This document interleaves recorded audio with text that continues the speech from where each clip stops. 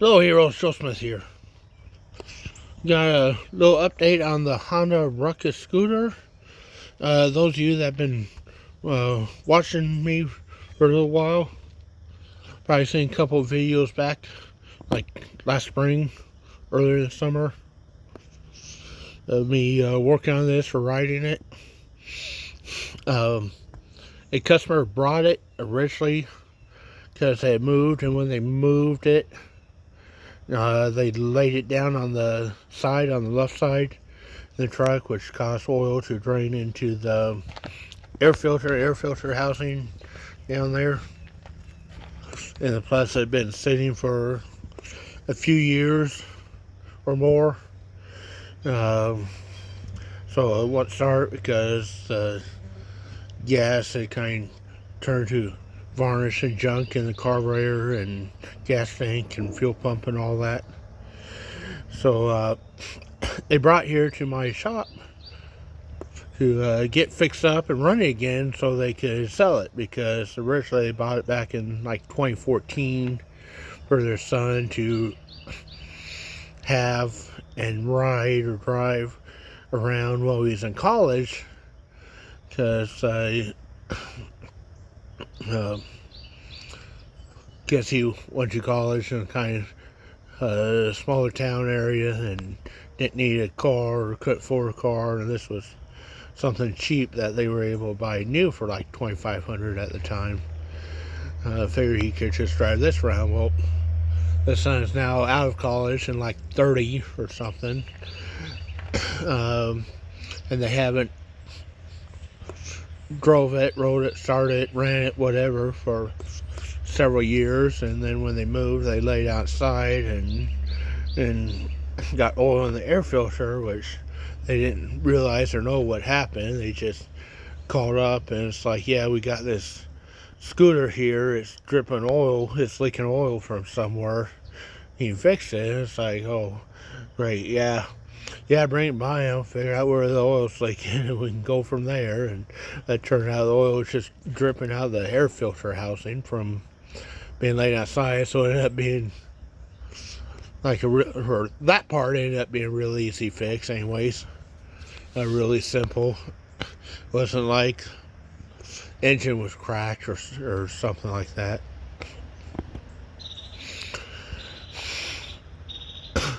But then after getting that cleaned up, a new air filter put in, when it started and couldn't get it to start, well, first of all, the battery's dead. I had to go get a new battery, because the battery was like the original in it. It's like 10 years old and dead, worthless at this point. Got a new battery, then tried to start it. It's actually electric start, or push button start. It's got the kickstart as a backup, but it's actually got a push button start up there, that black button. Couldn't get it to start or take off, so I took the carburetor off, cleaned it up, put it back on. Could kind of get to start and sputter a little bit, but then couldn't keep it running, so I ended up ordering a new carburetor for it, got all fixed up. And then after getting fixed up and trying out riding up and down the road around the neighborhood here, it's like, wow, this is kind of fun ride on this. Kind of reminds me of the moped I had as a kid or that, and I miss riding around on these things. So it's like, call them up and it's like, well, I got all fixed up, here's the total, how much were you wanting like sell it for? And they said, well, we kind of had this in mind. It's like, well, your price minus the price of repairs, would you take this much for it and I'll just pay you as cash, you don't have to pay for the repairs. And we kind of negotiated the price a little bit. I kind of gave them a low offer to begin with. They came back a little bit higher. We ended up meeting in the middle. Everyone's happy. So, but then they couldn't find the title, so it took them like 2 months to find the title. They finally just found it here like the other day and brought it by, and I paid them the cash for it then. So I've had all this time riding around. Technically not mine yet, even though we already agreed on the price. They just had to find the title or whatever, and then I had to pay them the cash. It's basically a done deal. I put like probably about 600 miles on it or so since I fixed it up. It had like 450 originally, so it's like in 1 month I put more miles on it than they did in 10 years.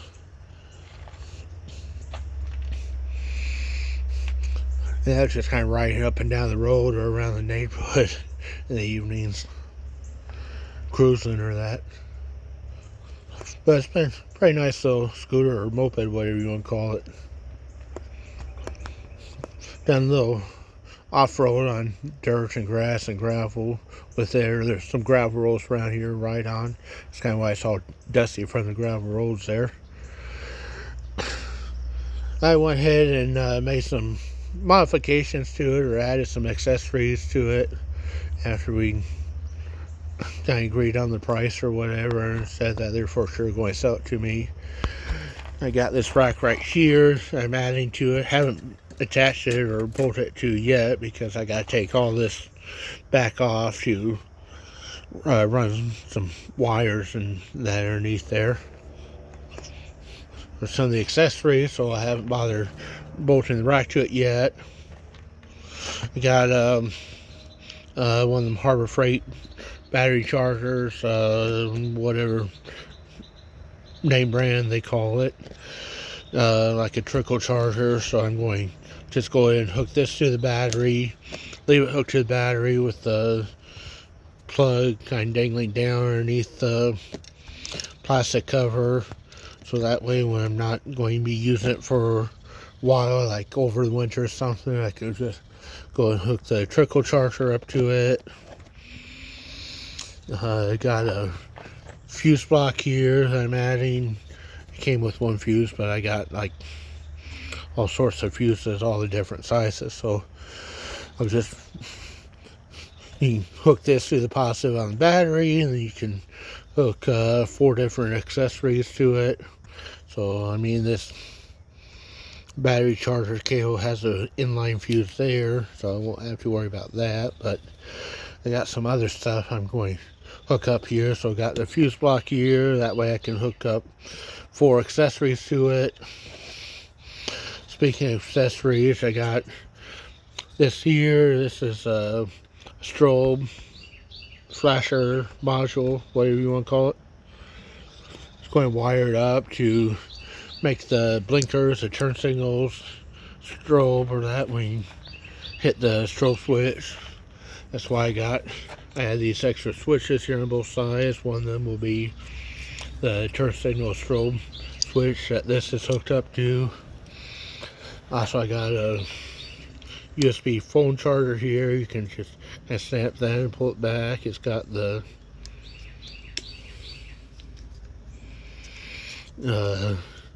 USB and USB-C, I guess it's called. So I got a phone charger there. Again, extra switch on the other side. I got a little hour meter and tachometer, digital hour meter tachometer here. I got a wire up to the fuse block here. Haven't got any of this stuff wired up yet. It's just kind of mounted on here. I gotta finish. That's why I got the cover off to go and run the wires, get wired up to the fuse block and whatnot. Got this LED strip here, which has your running tail lights, plus brake lights, plus left and right turn signals on it. I was going to, I almost thought about mounting onto the back of the rack, but I'm not sure about that. Maybe down here in the license plate bracket or something, or make another bracket lower, something or other. Still not 100% sure how I'm going to mount that, but I'll figure it out.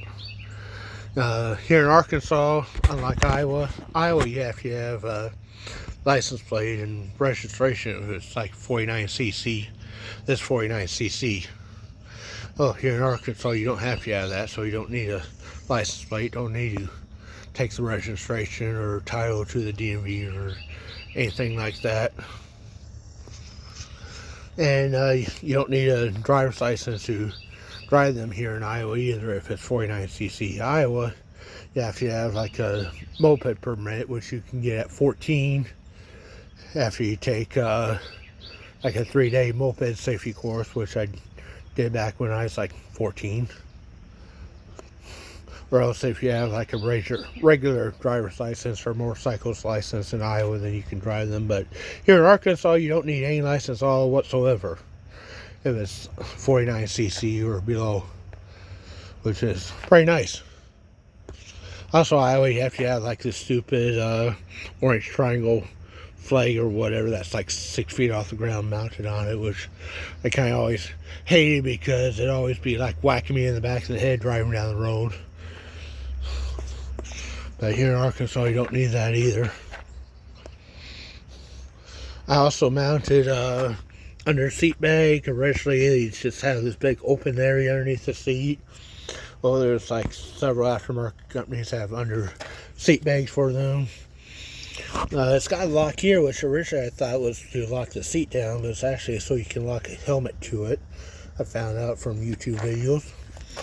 It's got a little compartment here. You undo the screw, or you can take that off and put like a wing nut screw in it, where you can take off by hand easier, or you can put your papers or whatever, like your registration or insurance papers if needed. These other brackets, I kind of always wondered what they're for, and the guy I bought from didn't know either.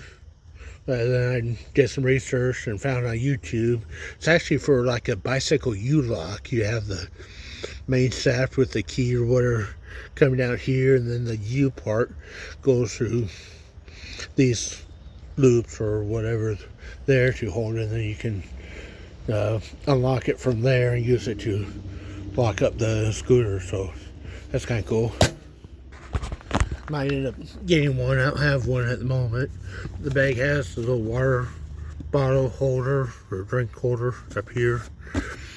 The gas cap is actually a key lock. Same key as a helmet seat lock or whatever. And the ignition, I added this bag to the front, which right now is just kind of full of all the electrical stuff that I'm going to add to it. It's got a bunch of water in it right now, plus this stuff.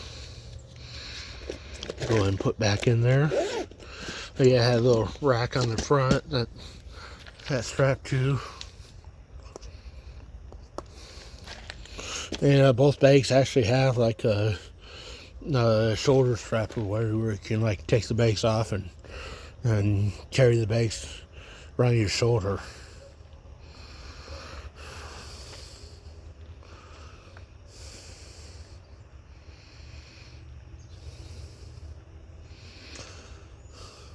But otherwise, that's pretty much what I've done so far to it.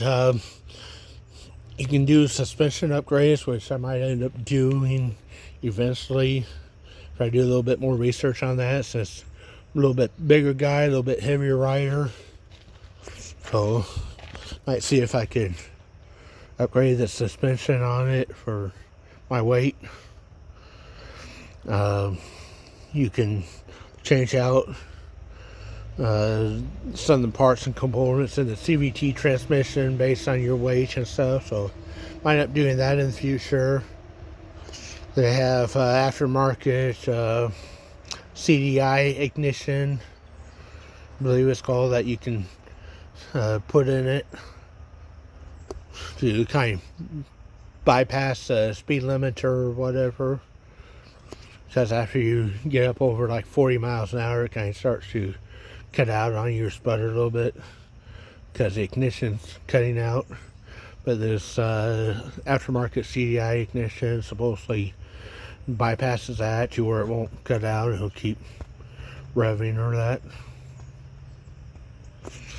Otherwise, it's pretty damn nice. Also, back in Iowa, they had to be like limited or governed at like 25 miles an hour. So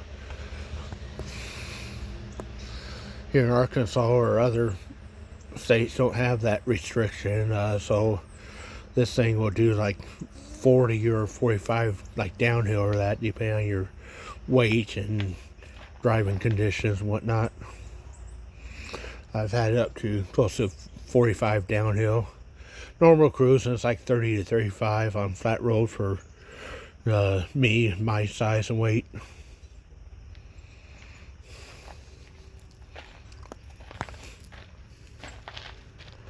So, oh yeah, it is water cooled, the radiator down there versus air cooled. So 49cc water cooled. But yeah, I've been doing a lot of research over the summer, past few months on these, and see what other people do to them and modify them, and getting ideas and see what's available, and got some ideas that I want to do. So stay tuned, and maybe this winter I'll get some time to actually sit down and work on it a little bit more, and show off what I do. Thanks for watching. Phil Smith signing out.